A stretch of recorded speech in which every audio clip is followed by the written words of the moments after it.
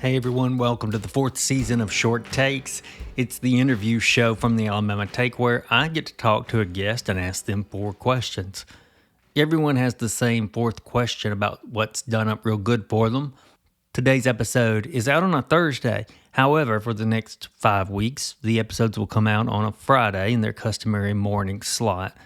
As many of you already know, we're now producing the episodes on YouTube as we usually have done, but also as audio-only podcast in case you can't get to YouTube or you have a preference with the podcast app. This week joining me is Heath Fogg, guitarist for the famous band the Alabama Shakes. I bet many of you count yourselves as fans. Heath and I met around 2008 in a small dive bar known for its live music and community. That was Egan's in Tuscaloosa. It was the Shakes' first or second show in Tuscaloosa, and I had a small band at the time, though that night I was merely a spectator. Heath approached me to ask about a recording engineer as they were looking to put their first album down on tape. Since then, I've considered us friendly, and if you've met him, you know already that he's a very nice guy. But he's also sort of the quiet Beatle when it comes to the Shakes. In fact, when I asked Bo Hicks, a former guest for this series, for Heath's contact information, that was the only band member that Bo didn't have the number for. Luckily, we got it all worked out. He's here with me today. I hope you enjoy my sit down with Heath Fogg of the Alabama Shakes. Alabama Take projection. Hello, welcome to Short Takes. I have someone here with me, and it says, let's see, I'm going to check my notes here. It says that you're in the biggest band in the United States. Did I get my numbers right here? It's Heath Fogg. And maybe in terms of people, we got a big group of people, but yeah. Oh, you meant like your entourage? Yeah. Well, yeah, there's 9 of us in the band. That's a lot. That is a lot. Mm-hmm. And you've grown since I first met you, as far as the Yep. band is concerned, with 9 members. Yep. We've been lucky, man. We've been really fortunate. That's a good way to look at it. You've always approached things like that in a very mannered, a way of gratitude, it felt like to me. I think that's really cool. Oh, appreciate that. But you and I go back, I mentioned this at the top. In your days of playing Egan's in Tuscaloosa, where you and I met, did you imagine that you would have this particular level of success? No way. Never. You couldn't fathom it? No, I don't think so. I think we wanted to tour, you know. For sure. Get in a van and tour and maybe open for some bands. Yeah. How old of course, were you everybody when you started dreams playing? of playing. How old was I when I started playing? Yeah. 10 or 11, somewhere in there. Okay, because it shows. I was going to guess 15, 16 like the majority of us, but... You know how you hit like peaks and valleys and plateaus on your journey of learning? I feel like I'd started around then, and then it was struggle until 15 or 16, then struggle until around 18 or 19. You know, it was these ups and downs for sure. What I'm getting at journey. is, I'm just curious if you just imagine yourself on the stage playing. When I was in high school, I saw Ben Queller at the Exit Inn. Yeah. And that was a time where like the Strokes and Kings of Leon and Ben Queller and all these bands were starting to come up. And I was going to these like rock clubs that didn't exist in North Alabama where we are, like these touring band rock clubs, like the Exit Inn, for instance. I'd go to Birmingham, Zydeco, Nashville to the Exit Inn, or just in Atlanta, wherever. Mm-hmm. And I think that's as far as my dreams reached, is like, I'd like to open for a band at the Exit Inn. That would be amazing, you know. Yeah. Something like that was about my wildest dreams. I remember that feeling. Speaking of times in Tuscaloosa, I don't want to get too far without mentioning our episode's going to be dropping on Thursday. So if listeners are keen with us, they're listening on a Thursday, and you guys are going to be back in Tuscaloosa on Friday, tomorrow, if they're listening. So it's a day after this episode releases. If you can, get there, see the Alabama Shakes. You guys had the big surprise reunion in Tuscaloosa as well. Can you elaborate on that any? Yes, so for those who don't know, it was part of a fundraiser for Druid City, which is Bo Hicks and others' brewery and venue in Tuscaloosa. Bo and all the Egan's crew, you included, Blaine, so many people supported us early on and gave us a home in Tuscaloosa and made us feel welcome and give us a place to play. Britt was going to play this benefit concert Uh-huh. as a part of her solo world. And then we had been talking about maybe doing something. And we had a Zoom call, and she just said, do you guys want to come play this with me and make it a Shakes thing? And it will surprise everybody. 100% her idea and her invite. And we tried to hide it from Bo. I don't know if it was completely hidden, but it was fun trying.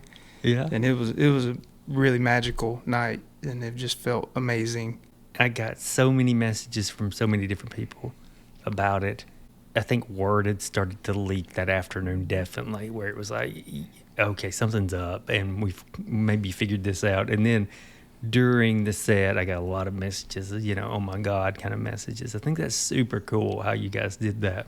It was fun. I didn't tell anyone. I don't even think I told my kids. We were trying to keep it really secretive. And we did that once before at Egan's a long time ago. I remember that one, too. It was kind of a nod to that.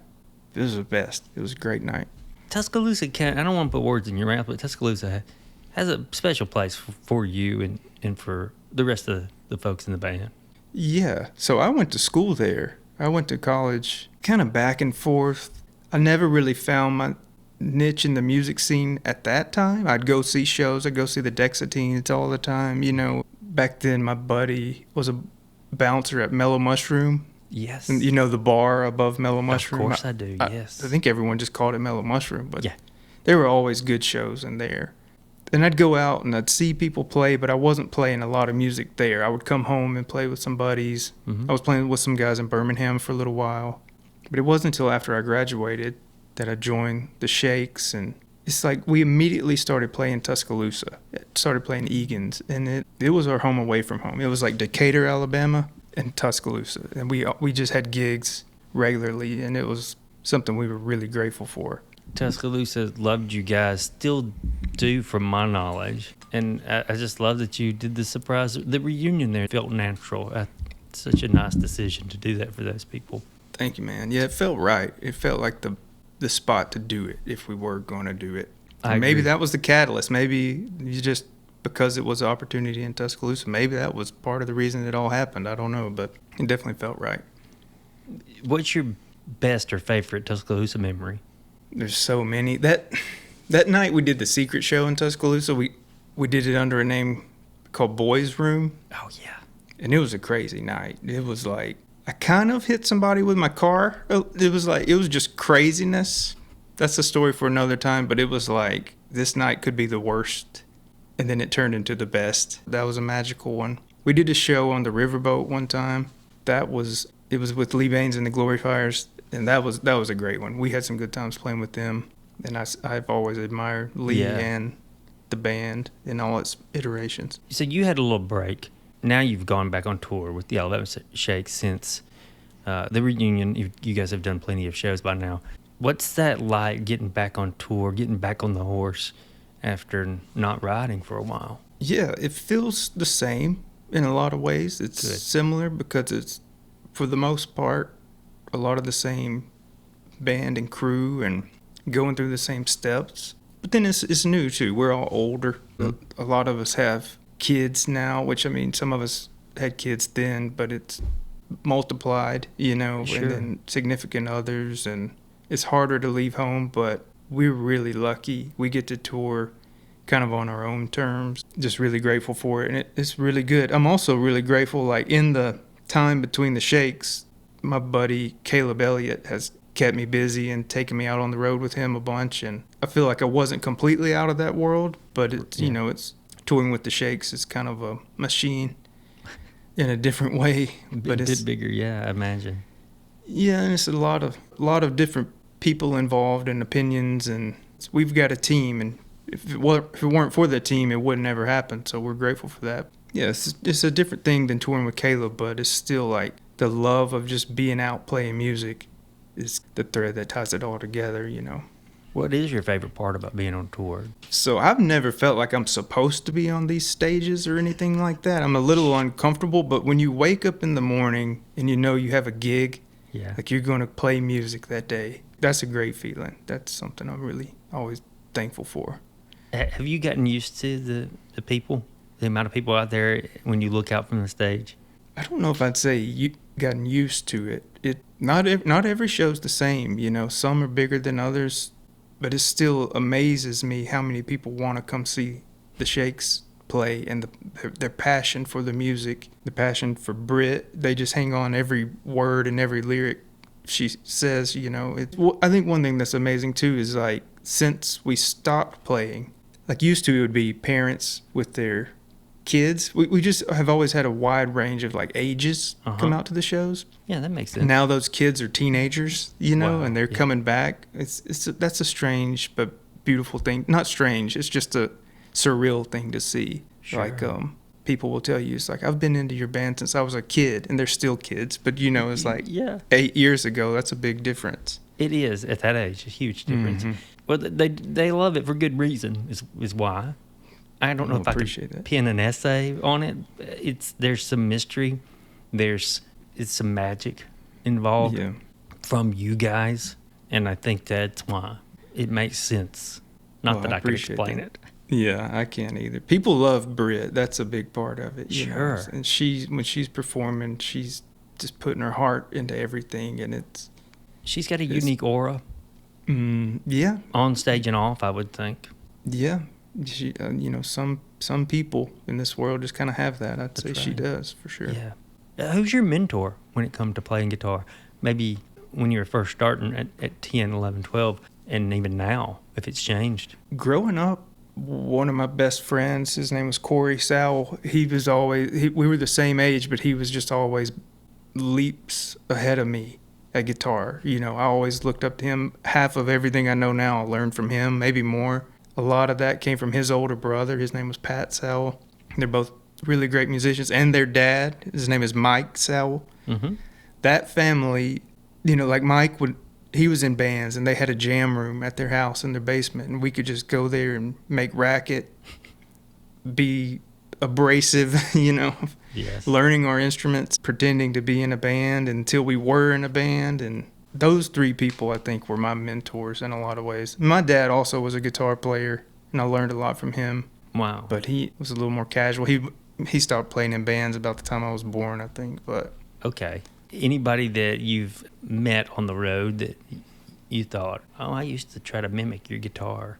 I got to cross paths with Steve Cropper a couple times, and Whoa. I think I told him that exact thing. We got to play with him one time also, Wow. which was pretty amazing. That's some cool things. Yeah. Let's do our 4 questions. Okay. You up for it? Our first question for the 4 questions we do, everybody's last question is the same, but let's get Heath to answer. You probably get a sense of your self-worth somewhere beyond music, or maybe music's only one component of it. So where do you usually find that you get your self-worth? First of all, these days, I'm just a family man. You know, Yes. it's like I have kids and a wife, and home life is really important to me. I think that's where I would get my self-worth. I'm just trying to be the best father and husband and family and friend I can be to everyone in my Yeah. day-to-day life. I think that's probably it. In regards to like music and things like that, I find I get self-worth from not thinking of it so much as music, but more of just expression. You know, it's like it's how I express myself. I don't think you have to be the most talented person in the world to do that. It's just as long as it's coming from the heart, I think that's important. I think knowing that you're playing the song and not the guitar is something you are excellent at doing, and that reminds me of your answer. I always heard play the song, not the guitar, play the song, not the drums, or whatever. Yeah. Do Yeah, what the you song definitely- needs. I think you're trying to evoke an emotion rather than show a skill set. You know, I think that's really important. I I like think to that think is of a it like skill, visual though. art a lot too. You know, it's like I like abstract expressionist art. That's kind of how I think of music a lot of times. It's more of just swaths of emotion thrown Do in you- the mix. Even though I'm not moving much, I'm pretty sterile on stage. I like to think what's coming out of the amplifier is emotive. It It's is. coming from the heart, and I hope it reaches other people's hearts. It is. I think you're a great guitar player. Thank you, man. Do you think of music visually? I think I do. I studied art in college. I've always been drawn to visual art. Yeah. maybe I still think like I'm a musician by accident. Not saying I'm a great visual artist, but I've always thought of it that way for sure. Didn't know that about you, the visual artist part. You know Nathan Pitts from Florence. Played with the Bear for many years. He and I went to school together, and so we used to talk music a lot, and he often said he thinks of music in terms of color. So I was curious if you also did a similar thing. I do. I think that people take that topic, some get deeper with it than others, but I definitely think of things in terms of color for whatever reason. Sometimes I think you're surprised at the colors that come to mind. It's not like you're trying to chase it. It's just like, oh, that feels it's in this world or on this part of the spectrum.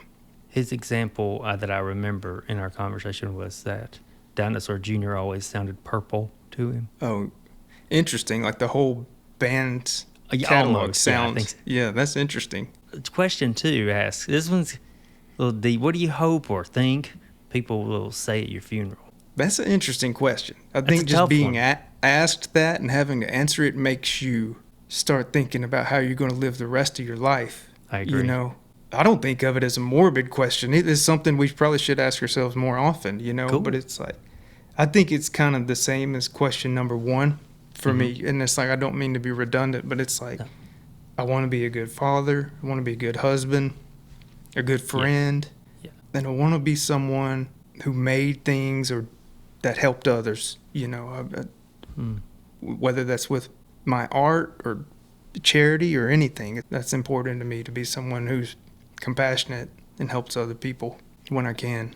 Well, I got this question because at the end of the day, when I put my daughter to bed, when it's my turn to do that, or sometimes I'll go a few nights where I do that in a row, and I had myself thinking, you know, what was something good about today, and then what was something I can improve on?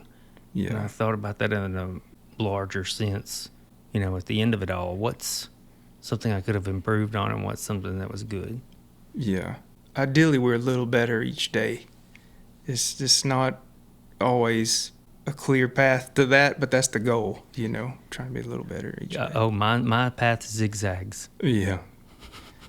Goes backwards. Mine does a lot, but It goes hand in That's hand just with question 3, though, which is, what's the most interesting thing you felt like you learned from a mistake? I don't know if I can think of any one thing. I can pretty confidently tell you most mistakes I've made in my life come through having what Keith Richards would call an artist's temperament, or just a temper. It's like, Yeah. I'm normally a pretty chill guy, but I feel like I'm a passionate person.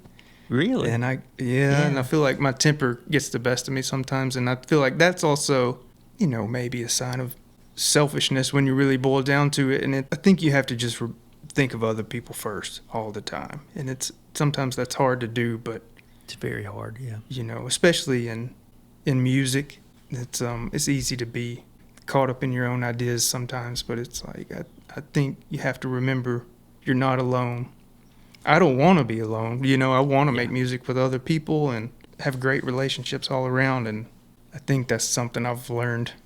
It's that much Multiple more times over the fun years. when you got 1, 2, 3, 4 other people, Mm-hmm. and you're all trying to make the same sound wave. Jim Keltner, who's a Yeah, famous session drummer, he's awesome. He said in this interview one time, he was talking about this thing, and it gave me so much clarity. He said, we're not alone. We're not in space making crystals. You have to rely on other people, and you have to cherish and nourish those relationships, you know. And I thought that was pretty well said, pretty beautiful. It is. I And that think goes well kinda- beyond music. Yeah, for sure. Just in life. I feel like the older I get, I'm 41. Oh, wow. You know, some of realize these... you were that old. Yeah. You don't look it, is what I'm saying. Thank you. Oh, thank you, man. Some of the, you know, it gets harder and harder to maintain certain friendships and relationships. And it's like, it's still very important to me that I do and do the best I can. And I think that's just something I've learned. Something I've taken to doing, which I hope nourishes that, as you said, is I've taken to writing letters by hand and sending them That's to a great people I idea. have their addresses. That's a great idea. I should do that more. My daughter I runs the TV in our house, so Yeah. Sometimes I get bored with that, and I just will grab a notebook and pen That's out a a letter. great idea.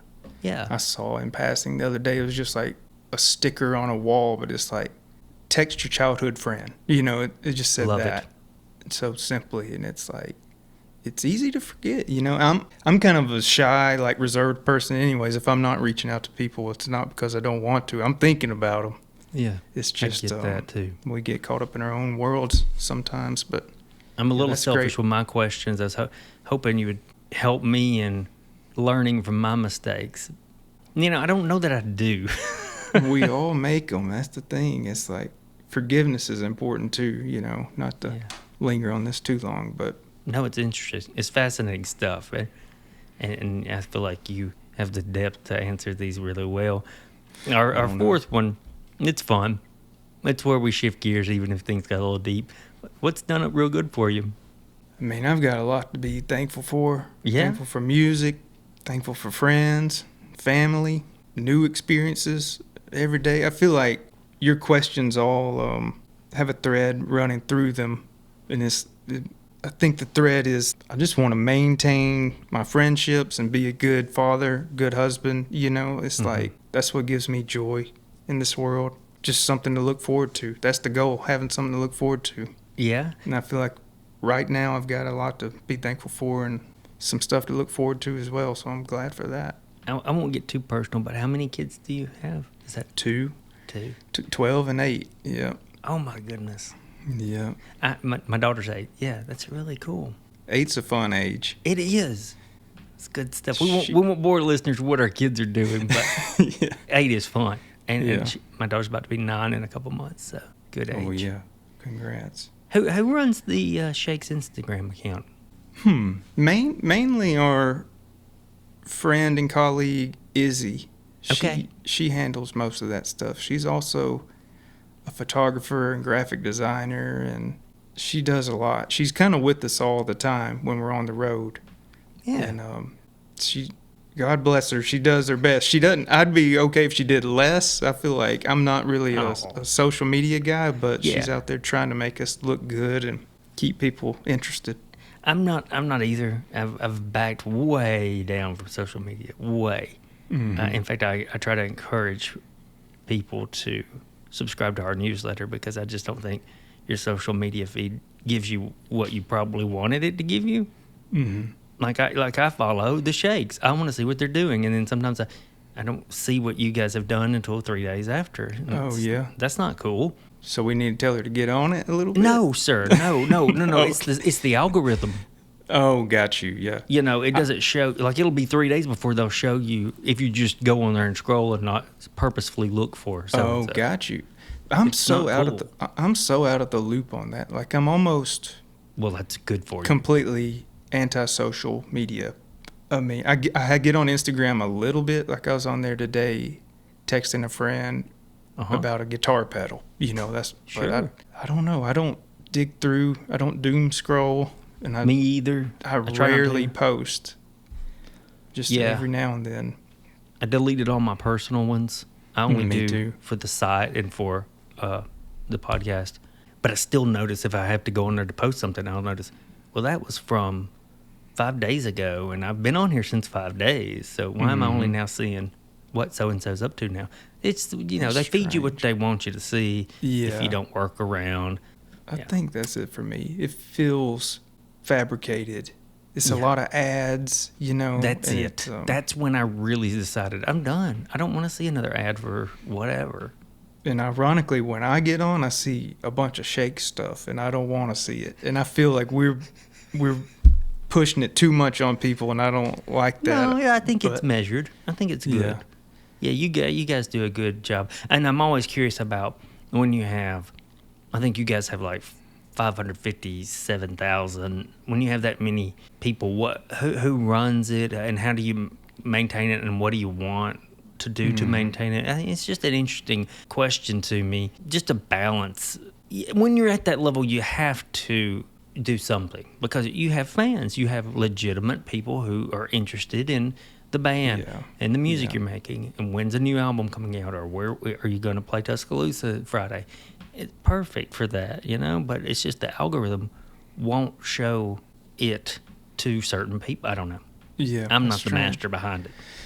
It is important to a lot of people. I realize I'm one of the outliers there where I'm not getting my information from it, but I'm probably missing a lot of information too, all around. Probably nothing too much. Maybe. Well, you guys have a website. We'll put some of these links in the show description so that people can click on those things. Because you do have the Instagram, you do have the website, because that's where I looked at your upcoming show dates recently. We'll say goodbye to our listeners, and I want you to do me a favor. Tell Zach and Brittany I said hello. I'll do it, man. Yeah. They'll be sorry they missed you. I guess, surely we can catch up in Tuscaloosa. Maybe so. It's good to have you on, Heath. Thanks for joining us. If you're a listener and you're listening on Thursday, you got one day to figure out how you're going to get to this show in Tuscaloosa at the amphitheater. And I hope you go. I hope you enjoy it. Let us know how it goes. Interested to hear. Thank you, Heath. Thank you, Blaine. Appreciate it, man.